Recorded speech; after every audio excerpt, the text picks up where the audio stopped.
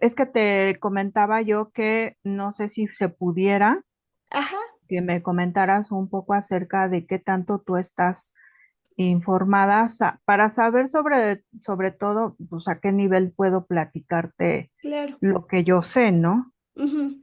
Ujú. Mire, la verdad es que en este aspecto del autismo conozco yo creo que lo básico, ¿no? Yo siempre he dicho que ser honesta conmigo mismo en este ámbito, de decir, ay, no, sí sé mucho, cuando realmente es que lo básico que sé del autismo, tuve la oportunidad del año pasado de estar en un camp, pero no se nos dio la oportunidad de estar con niños con autismo. Sí había, pero era como formar equipos entre compañeros y te asignaban el alumno y te lo daban. En mi equipo estaba un niño con síndrome de Down, pero había otros equipos con autismo, sin embargo, no fue como un contacto con ellos, era como más el trabajo con el niño que nos había tocado. Y de autismo, sí, o sea, lo básico es esta parte de los procesos que ustedes tienen como el enfoque que está como, ¿cómo me explico? Como la dificultad que está como en la comunicación, e incluso el adaptarse del autismo, pero de ahí en fuera, más o menos es eso, o sea, es muy como poco o lo básico que podría yo saber del autismo.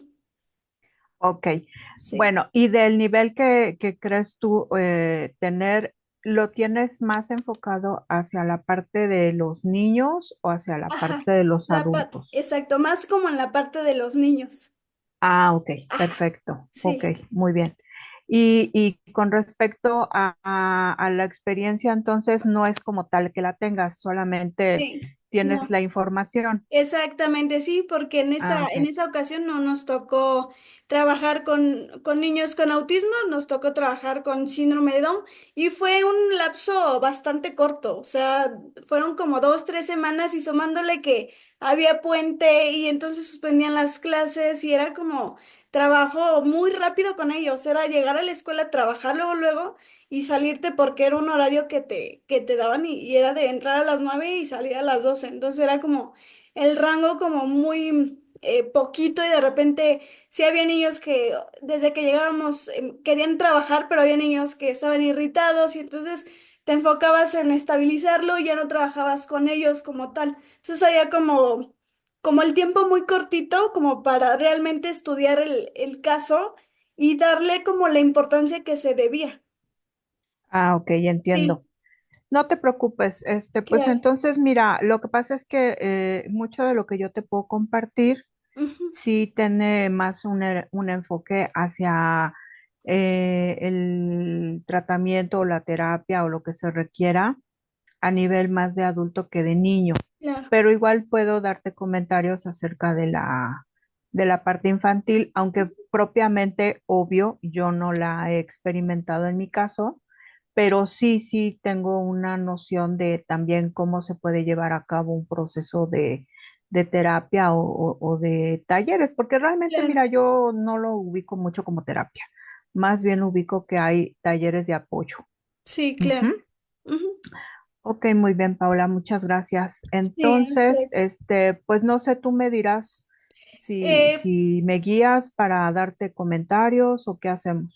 Sí, pues meramente es como irle preguntando la experiencia que ha tenido durante este tiempo de este tema, ¿no? A mí la verdad es que me interesa mucho el abordar cómo usted ha tenido la experiencia y pues poder charlar y poder compartirnos cada una de esas, pues sí, vaya de nuevo, esas experiencias que usted ha tenido durante, pues yo creo, sí, yo siento que es bastante tiempo ya, entonces mi Ujú. curiosidad es ese cómo ha sido el camino de este proceso del autismo. Ok, bueno, mira, lo que te puedo yo comentar, o sea, para dar un contexto y quien nos pueda escuchar tenga una información Claro, también previa, yo soy una mujer que me diagnostiqué ya adulta, entonces esto sucedió aproximadamente hace 7 años y se debió a raíz de un evento importante que yo tuve a nivel también emocional que me hizo darme cuenta de factores importantes que me estaban acompañando de toda la vida, pero que yo no había identificado como algo extraño o algo que me perturbara de alguna manera fuera de lo que normalmente ocurría conmigo. Y el detonante fue entrar en un mutismo. Entonces, a raíz de ese mutismo, que definitivamente fue algo nuevo en ese momento, pues sí me alarmé porque no me había sucedido antes. Yo Claro. había tenido muchas comorbilidades, siempre he manejado estereotipias, pero que yo identifiqué siempre como parte de mi ser.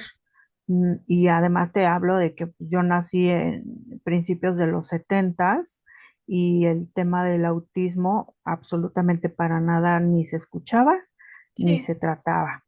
Entonces, mi etapa infantil es obvio que yo la tuve que vivir de una manera normalizada, ¿no? claro.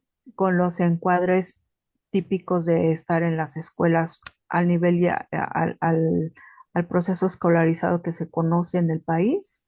Y eso, pues obviamente no tenía mayor salida, ¿no? Entonces, tuve mucha suerte de contar con tengo papás, tanto madre y padre, que siempre fueron muy accesibles, pero yo creo que mi mayor apoyo lo recibí de mi papá, porque él sin saber realmente qué era lo que me estaba pasando o por qué tenía yo ciertas características, las supo manejar sin conocer realmente qué era lo que pasaba. Y entonces sin él saber nada, ni yo tampoco, su, digamos, intuición lo hizo llevarme a dar desarrollo social. Entonces, por eso se volvió muy complicado mi diagnóstico. Claro. Ujú. Entonces, eso te lo comento como antecedente porque no fui diagnosticada desde niña, Sino ¿sale? ya a una edad adulta. Sí, sí, sí, justamente, Ok. justamente. ¿Y cuáles fueron esos rasgos, esos síntomas que usted dijo, no, aquí ya no está bien? Tenemos que ver qué pasa, que tenemos que a lo mejor hasta incluso, pues sí, saber de dónde viene todo esto. ¿Qué fue lo que da ese punto de saber que ya no hay algo bien en mí y entonces lo empiezo a averiguar? Ok.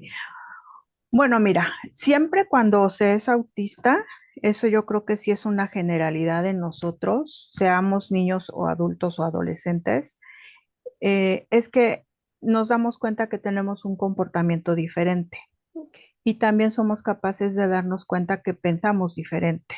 Inclusive yo te diría, aunque el nivel del autismo sea severo, en los casos en donde te encuentres con personas que no son no verbales y que sí tienen requerimientos de apoyo muy altos, que esos son los casos muy agudos y en los que la gran mayoría de las personas reconoce, aún así hay una cierta capacidad de reconocimiento de que nos podemos dar cuenta de que la persona que está enfrente es distinta a nosotros. El proceso es difícil porque lo que nos sucede a quienes tenemos, por ejemplo, un nivel uno o 2 es que nos damos cuenta que funcionamos diferente a la vista, o sea, perceptiblemente lo notamos, pero no encontramos la razón.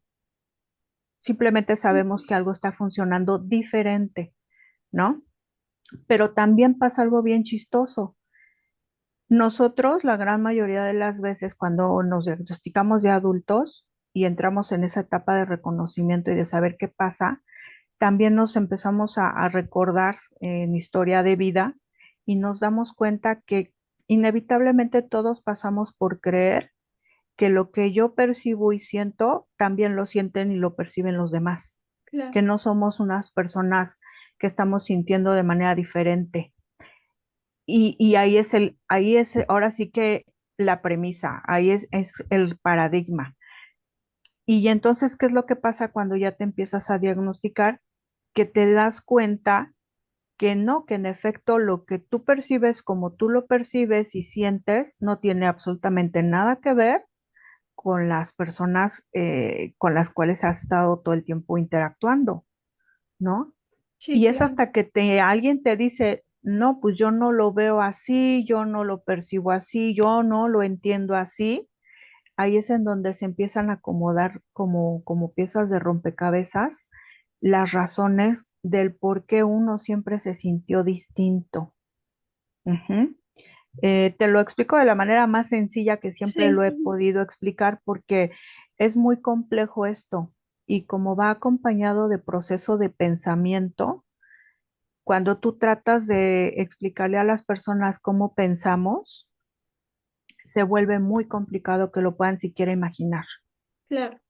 Ujú. Entonces, en concreto te diría, es un proceso que lo puede detonar una crisis emocional, la puede detonar un proceso de ansiedad, lo puede detonar algo que venga acompañado siempre como de un quiebre Claro. en donde te lleva a un pico que ya se sale de tu control. Sí, En el caso mío, cuando me ocurrió, se presentó a través de un mutismo y eso no me había ocurrido. sí, Y el mutismo, cuando es involuntario, no encuentras la razón del por qué ya no puedes hablar. Y sí, es es como cierto. que entras en un choque y todo se altera, ¿no? Y además se expone de manera bastante fuerte. El proceso de mutismo que yo viví duró cerca de 3 meses, o sea, ni siquiera fue poco.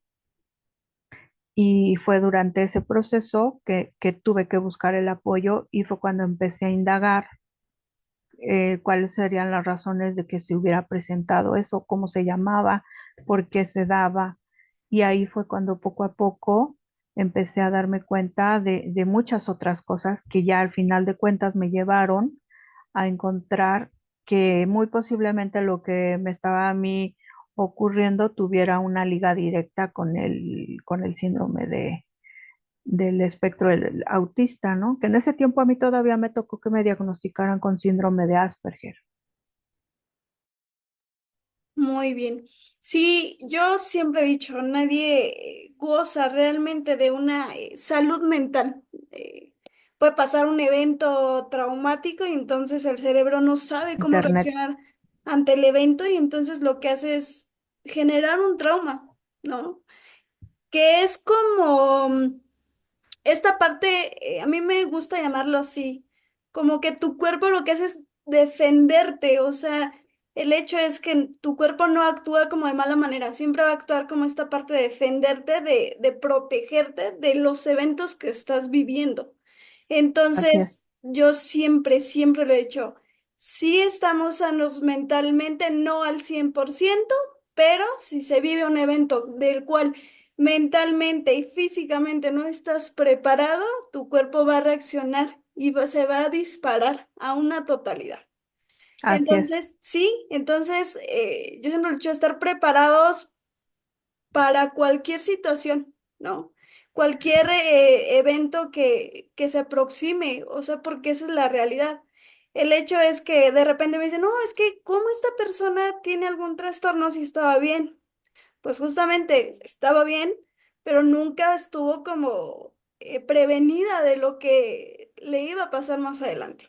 Jamás. Ujú, Entonces, dice el cuerpo, a ver, ya viví este evento, ahora cómo reaccionamos, ahora cómo lo afrontamos. Ahí también ujú, vendría la parte resiliente, ¿no? El cómo ujú, aprendemos a sobrellevar la situación independientemente incluso de un diagnóstico. Porque ahora, por ejemplo, ahora es como estudiante de psicología ya casi egresada, yo siempre he dicho, no pongas etiquetas, porque o trae la contradicción de, ok, tengo esto, pero sin embargo puedo continuar, o bien limitas al paciente. Va a depender mucho de la forma en la que el paciente piense y en la que el paciente se pueda desarrollar. Entonces, así es, sí, es complicadito. así es. De hecho, mira, actualmente lo que yo he notado, aquí obviamente en México, a mí no me gusta eso, la verdad es una de las cosas que me cuesta mucho trabajo, que Mm, utilicen tanto anglicismo para sí, definir no, situaciones en las cuales sí tenemos palabras en nuestro idioma español. pero es como tener el bajón. En inglés lo identifican como el meltdown, el showdown y todas estas cosas. No es otra cosa más que una crisis en donde algún tipo de emoción sobrepasa el límite que tú puedes controlar o que estás acostumbrado a gestionar. Yo por eso siempre que me doy cuenta que alguien puede tener algunos criterios que cubren el que pueda ser una persona autista, no soy tan, pues, ¿cómo decirlo?, tan relajada y empezó a decir, ah, sí, sí, sí, eres autista. ¿Por qué? Porque realmente es un tema de mucha seriedad. Y además, algo que aprendí mientras me diagnosticaban, y eso dicho por varios psiquiatras que estuvieron al cargo, me dijeron, es que mira, la sociedad tiene que entender que todos de alguna manera sí tenemos características autistas, todos. Todos nacemos con algunas características. El único detalle es que la, la formación y el número de criterios es lo que hace que sea posible un diagnóstico. Entonces, no quiere decir con eso que si tienes 3 o 4 características ya tengas que estar encuadrando en lo que dice el DSM, ¿no? Entonces, que es importante entender que puedes tener características y sin embargo no cubrir con un criterio o varios criterios. Y eso es lo que hace importante el diagnóstico. Ujú.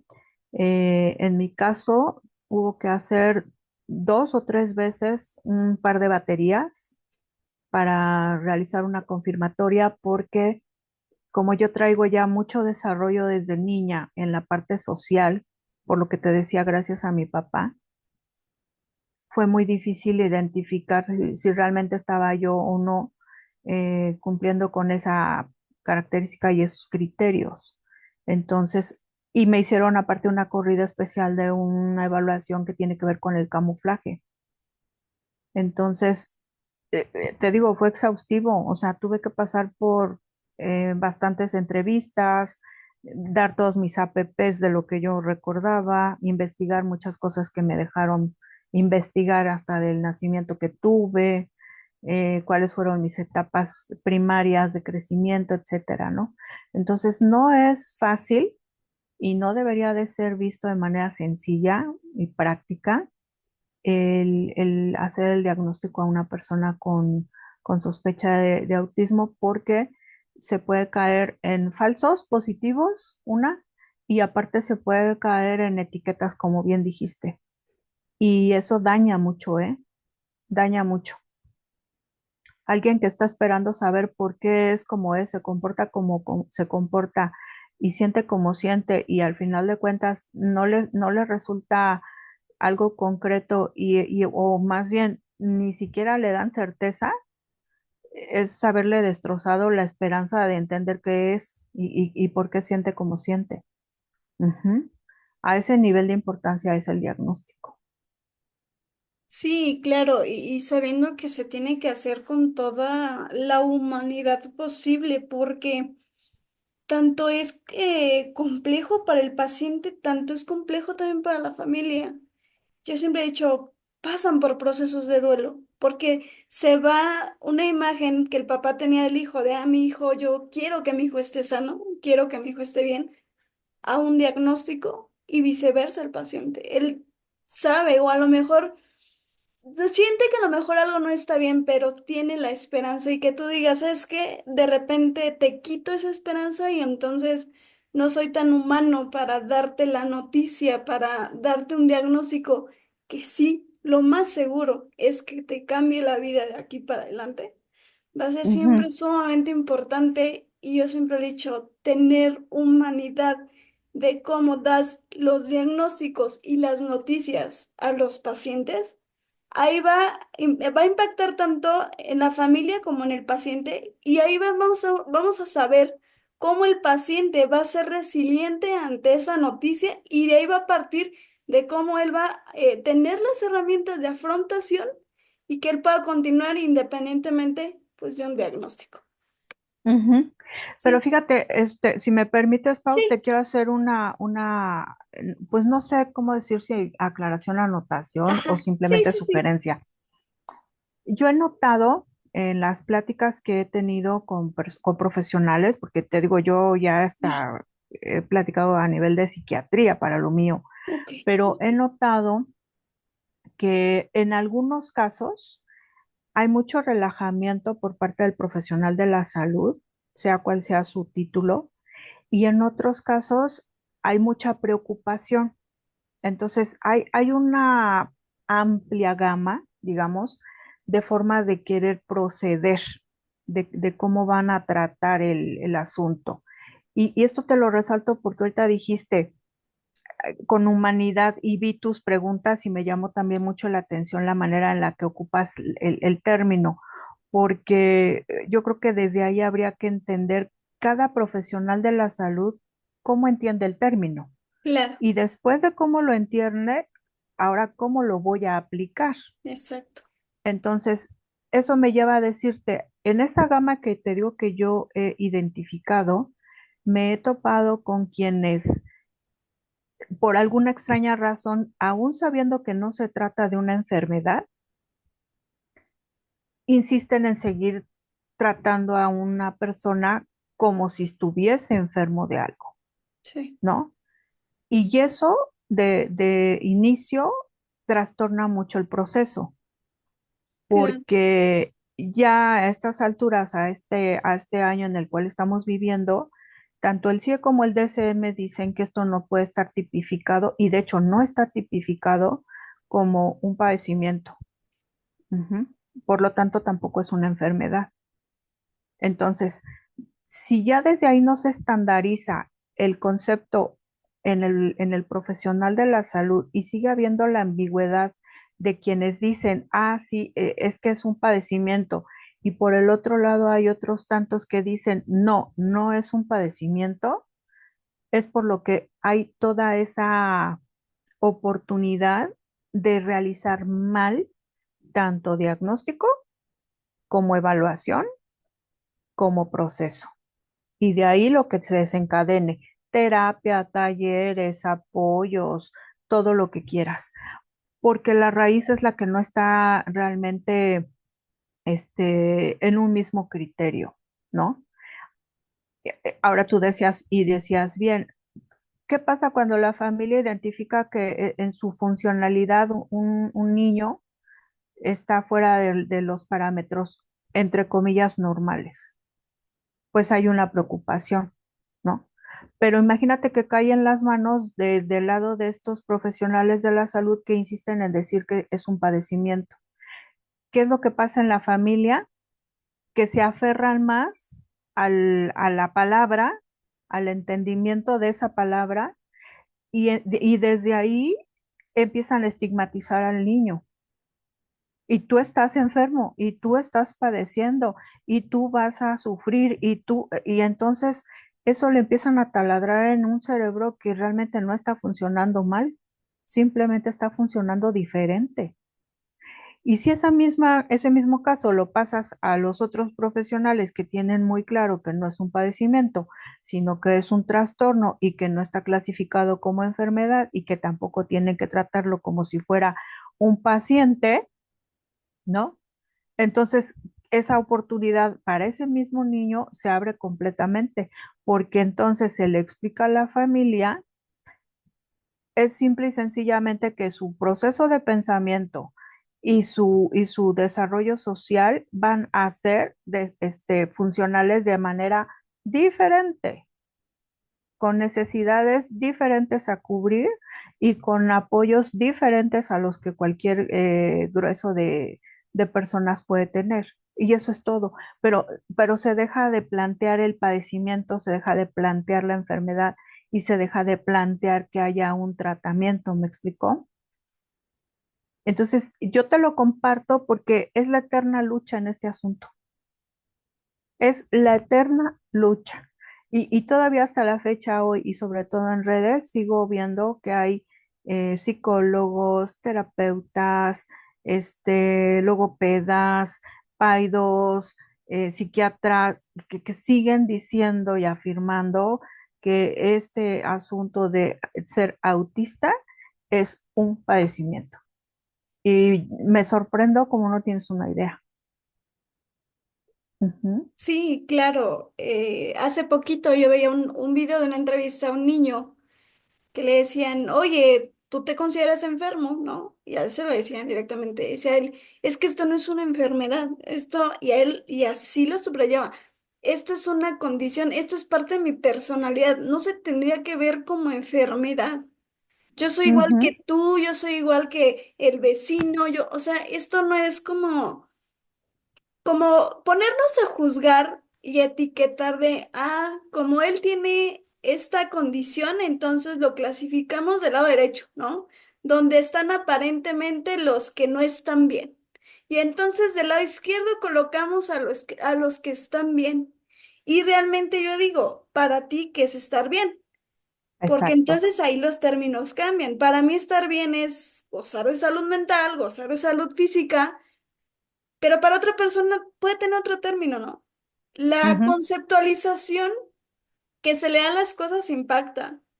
Y por eso es ujú, que siento que hay tanto rol en estos aspectos y en estos términos, tanto psiquiátricos como por parte de los psicólogos, porque cada cabeza sí es cierto, es un mundo y lo entendemos de diferente manera. Como para un niño de ujú, 5 años va a ser impresionante que le digan tienes autismo, a como un adulto también le va como a impactar. Y siempre ujú, pasa como, ay, es que pues el niño le impacta porque es pequeño y el adulto ya no le debe de impactar tanto porque es adulto. ¿Como por qué? O sea, ujú, son dos personas que les va a impactar de diferente manera, independientemente de las edades. ujú, ¿No? ujú, Entonces eso será importante como analizarlo. ujú. Sí, claro. Sí, esto que comentamos viene en relación a una de las preguntas que me hiciste Sí, de tú qué propondrías a nivel de psicólogos y ajá, de psiquiatras. Esa vendría siendo mi respuesta. O sea, sí, claro. pongámonos de acuerdo, ¿no? O sea, yo pediría que hubiera un acuerdo y una definición clara y estandarizada para que todos los que se dedican y están estudiando la carrera Ujú. y se interesan incluso por este mundo especial, cuando entren a trabajarlo, ya hayan despojado términos que no son los adecuados, ¿no? Para mí eso sería como Sí, la claro. manera más concreta de unificar criterios y realmente ofrecer el apoyo a quien lo requiere con ese respeto y con esa humanidad que tú me estás comentando. Claro, claro. Pensar en esta parte también de la empatía, cómo abordar ciertos temas para que a la otra persona no le impacten. Sí, sí le van a impactar, claro, pero no de una manera tan significativa, ¿no? Poner una balanza. Exactamente, eso sería muy bueno. Claro. Y bueno, continuando un poquito ya más con las preguntas, ¿cree que algunos enfoques de diagnóstico limitan esta parte esencial de la terapia con niños con autismo y con personas, no solamente con niños, también con personas con autismo? Sí, claro que sí. Y es que mira, ahí entra en juego la estigmatización que Claro. comentabas al principio. Y yo te diría algo bien importante porque lo viví. Yo tuve la suerte de encontrarme con profesionales que se despojaron por completo de sesgos y creencias.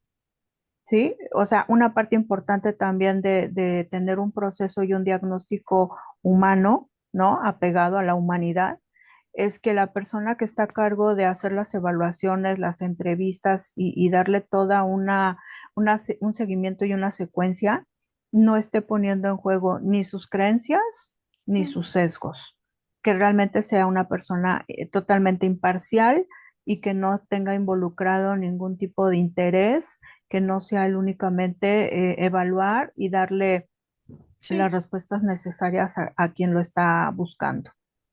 sí, exactamente. Como de, "Ah, ok, ya tuve tu diagnóstico, nos vemos la próxima sesión". Y es como, no, yo siempre he dicho, no puedes dejar ir un paciente cuando le has dado un diagnóstico mal. O sea, tienes que estabilizar al paciente, eh, cuestionarlo mucho, el cómo se siente, cómo ha tomado la decisión antes de que salga de ese consultorio. Porque no Así sabes es. saliendo de ese consultorio qué vaya a pasar. ¿no? Y yéndonos Mira, a los extremos, porque realmente sí pasa.